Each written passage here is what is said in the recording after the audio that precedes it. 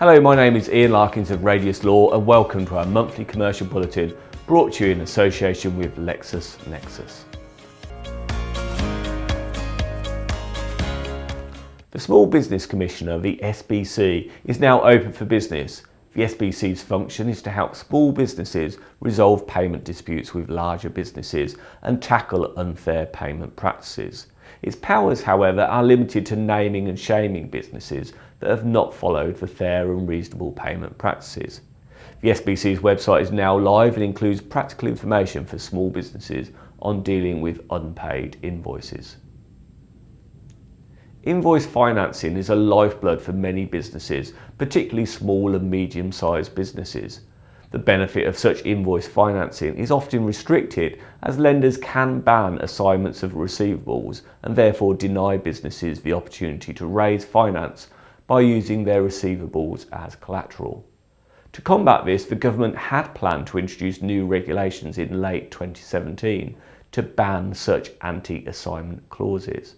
This has now been delayed following concerns by lenders that the regulations failed to clarify important matters, including whether the regulations had retrospective effect and whether an agreement containing the ban on an assignment would make the whole agreement ineffective or only the offending clause.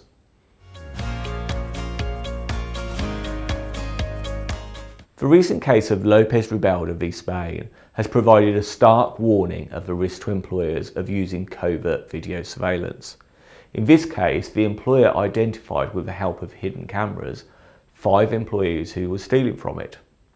The employees were subsequently dismissed, but unfortunately for the employer, the European Court of Human Rights, the ECHR, determined that the employer had breached data protection laws and the employees' right to privacy by not informing them of the hidden cameras. The ECHR decided that the employer's actions were not proportionate, as the cameras had not been aimed specifically at the responsible employees and had been in place for many weeks during all working hours without any specific time limit. The claimants were each awarded €4,000 compensation.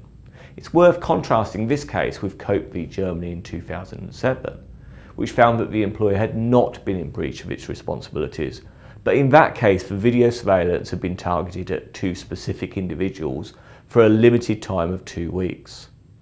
Guidance for employers using covert video surveillance is available on the ICO website. The European Commission has published a guideline on consent under the General Data Protection Regulation, the GDPR, for consultation. The consultation did, however, close on the 26th of January. Here's some of the key points. Consent is one of 6 lawful purposes for processing personal data under the GDPR.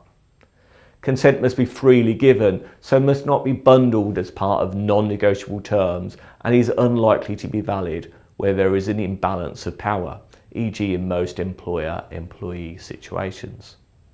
Consent must be by a positive act, so no pre-ticked boxes. Separate consents should be obtained for each purpose. Information about the data controller and the use of data must be provided. The purpose of the data processing must be explained. If consent is withdrawn, all such data processing must stop. Businesses must identify their lawful basis for the processing of personal data. They cannot have a second bite of a cherry if the first one fails.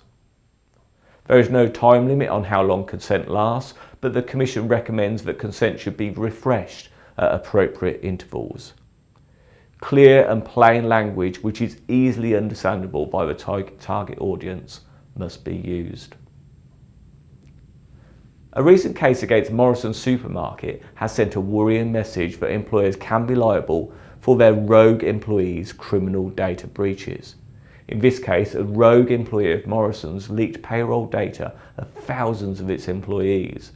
The rogue employee was subsequently jailed, but over 5,000 employees brought a claim against the supermarket for breach of the Data Protection Act and breach of confidence.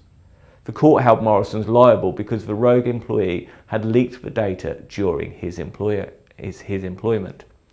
Ironically, the wide legal test for whether an employer can be liable for the acts of its employees arose from another case involving Morrison's Supermarket in 2016, when it was held liable for the actions of a violent employee. The investigation in this case revealed that Morrison's had implemented reasonable data security controls, with the exception that there was no organised system to ensure the data was deleted from the employee's computer. The value of the claims will be decided at a later date, and we also anticipate that there will be an appeal.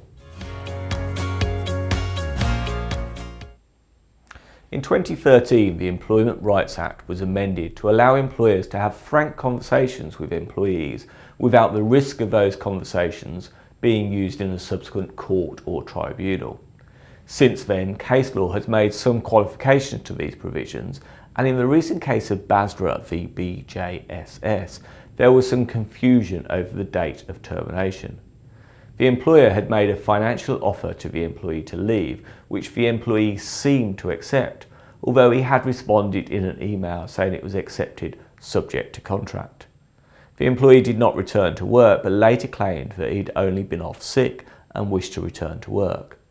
There was then a dispute about the date of termination, and the protected conversations rule only applies to the point that the employment is terminated.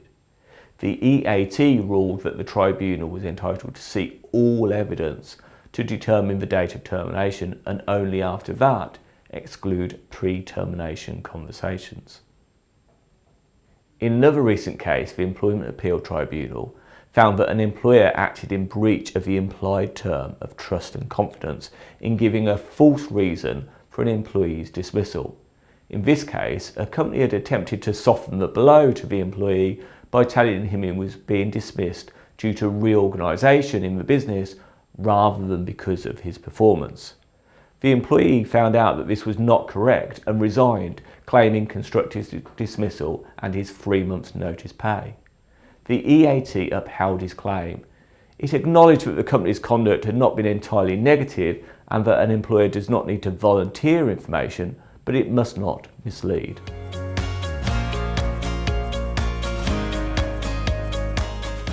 The Competition and Markets Authority, the CMA, and the Crown Commercial Service launched an e-learning module in December to help central government procurers spot attempts to win contracts through anti-competitive conduct. Companies involved in anti-competitive action can face fines of 10% of turnover, as well as possible criminal sanctions for individuals. In December, the European Court of Justice issued its long-awaited judgment in the Coty case. This decision confirmed that luxury brands can stop their authorised distributors using third-party online platforms such as Amazon, as long as the prohibition is appropriate and does not go beyond what is necessary to preserve the luxury image of the goods. Thank you for tuning in for this month's Commercial Bulletin. For more information on any of these stories, please contact Radius Law or my colleagues at LexisNexis. We'll be back in March with more of the month's key legal updates.